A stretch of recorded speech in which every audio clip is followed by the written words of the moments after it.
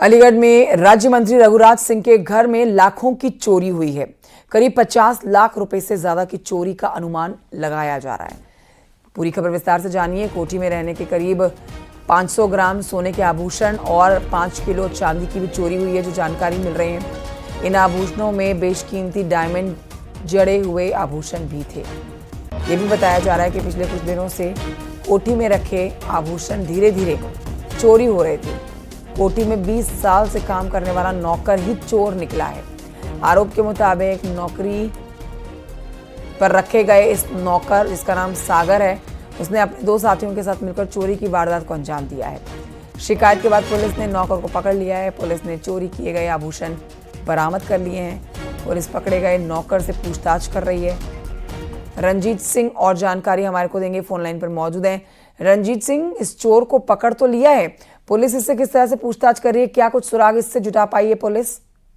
देखिए, आपको जानकारी के लिए बता दूं, ठाकुर रघुराज सिंह अब प्रदेश में राज्य मंत्री हैं और इनके घर में फरवरी माह में जेवरात गायब हो गए थे। पहले तो उनका परिवार था वो खुद ही इसको तलाशता रहा, लेकिन जब कोई सुराग नहीं लगा तो शक होने पर उन्होंने 3 नौकरों के खिलाफ उनके पुत्र द्वारा FIR दर्ज कराई गई।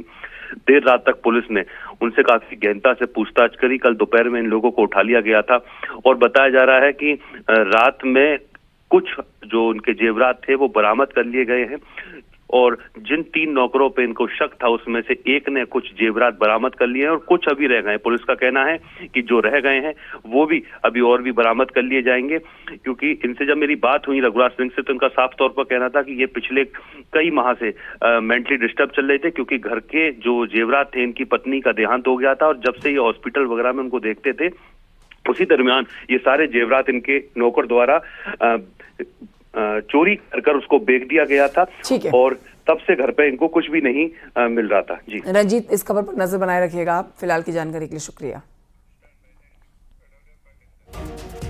और इस समय कानपुर से एक बड़ी खबर आ रही है, जहां पर 9 साल पहले हुए दंगे के 32 आरोपियों पर दर्ज मुकदमे सरकार वापस लेगी।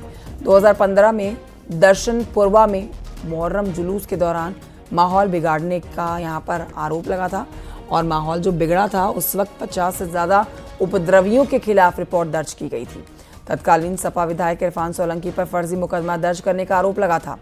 इस संबंध में विशेष सचिव ने जिलाधिकारी को पत्र भी जारी किया है।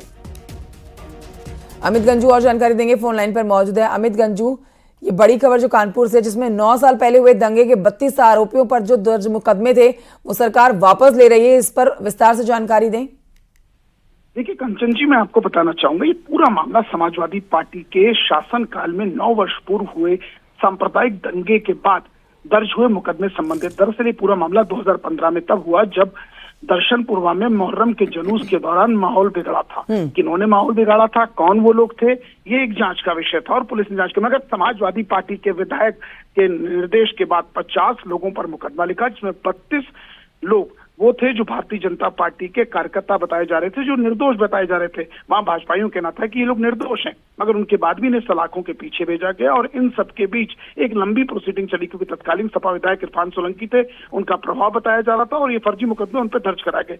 ऐसे में इरफान सोलंकी की तरफ से, जो विधायक की तरफ से तहरीर दिलवाई गई थी, उसमें कहा था माहौल खराब। इन सब के बीच कई समय तक ये लोग 32 सलाखों के पीछे रहे और अब इतने वर्षों बाद जब सुरेश खन्ना से दीपू पांडे जो जिला अध्यक्ष मिले, उन्होंने मुख्यमंत्री योगी आदित्यनाथ तक ये मामला पहुंचाया, तो मुख्यमंत्री ने इसका संज्ञान लिया और उसके बाद मुकदमे वापसी के निर्देश दिए। DGC क्रिमिनल की अगर माने तो एक प्रोसीडिंग होती है, क्योंकि मामला कोर्ट में विचाराधीन और ऐसे में मुकदमा वापस लेने के शासन के निर्देश जो जारी किए गए, इस संबंध में न्यायिक कार्रवाई शुरू हो चुकी है। ऐसा माना जा रहा है कि बहुत जल्द ये मुकदमे समाप्त हो जाएंगे। जी ठीक है, बहुत शुक्रिया आपका अमित गंजू जानकारी के लिए।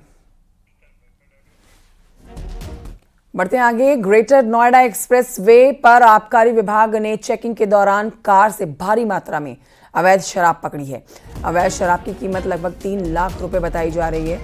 कार चालक मौके से फरार हो गया है। नॉलेज पार्क थाना क्षेत्र का मामला है।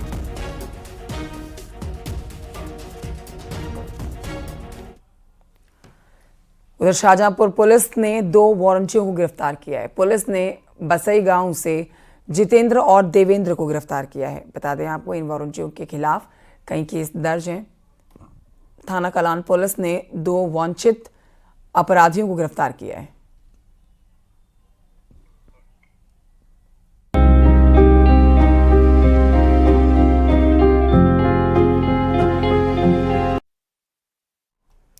आज नेताजी मुलायम सिंह यादव की दूसरी पुण्यतिथि है, लिहाजा आज सफाई में बड़ी संख्या में लोग नेताजी को श्रद्धांजलि देने पहुंचेंगे।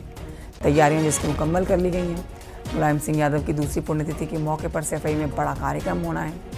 सपा अध्यक्ष अखिलेश यादव नेताजी की पुण्यतिथि के मौके पर सफेद दौरे पर रहेंगे।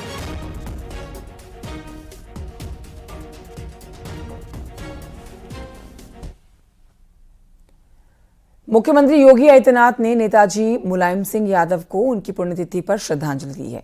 उन्होंने एक्स पर लिखा है, पूर्व रक्षा मंत्री, उत्तर प्रदेश के पूर्व मुख्यमंत्री पद्म विभूषण मुलायम सिंह यादव की पुण्यतिथि पर उन्हें विनम्र श्रद्धांजलि।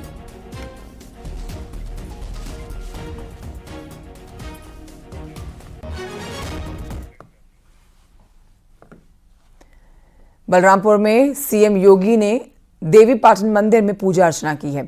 सीएम योगी ने मां पाटेश्वरी के दरबार में पूजा अर्चना जो की है उसकी तस्वीरें आपको दिखा रहे हैं। साथ ही दो और तस्वीरें आप देख रहे हैं गायों को चारा खिलाने की और बच्चों को दुलार करने की। सीएम योगी गौशाला पहुंचे थे और गायों को चारा उन्होंने खिलाया अपने हाथों से। इस दौरान सीएम योगी ने बच्चों से जब मुलाकात की है उसकी तस्वीरें भी आप देख रहे हैं। कई बच्चों को चॉकलेट भी मुख्यमंत्री ने दी और उनसे विशेष बातचीत भी की।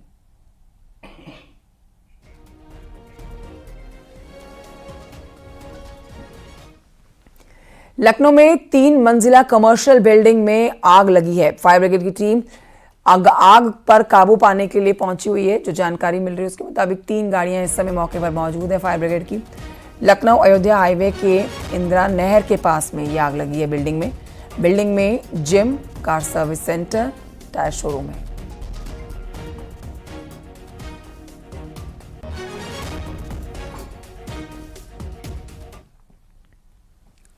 उधर अमरोहा के नेशनल हाईवे 9 पर जोया के सामने 2 ट्रकों में टक्कर लगने के बाद आग लग गई।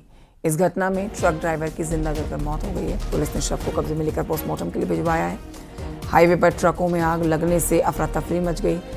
दोनों मुरादाबाद की तरफ से दिल्ली की ओर जा रहे थे। जैसे ही ट्रक नेशनल हाईवे 9 पर पहुंचा और जोया के सामने ही यहाँ टक्कर हो जाती है। आगे से चल रहे ट्रक ने आने वाले ट्रक ने आगे वाले ट्रक को जोरदार टक्कर मारी और दोनों ट्रकों में आग लगी। आग इतनी भयंकर थी कि दूर तक देखी गई है।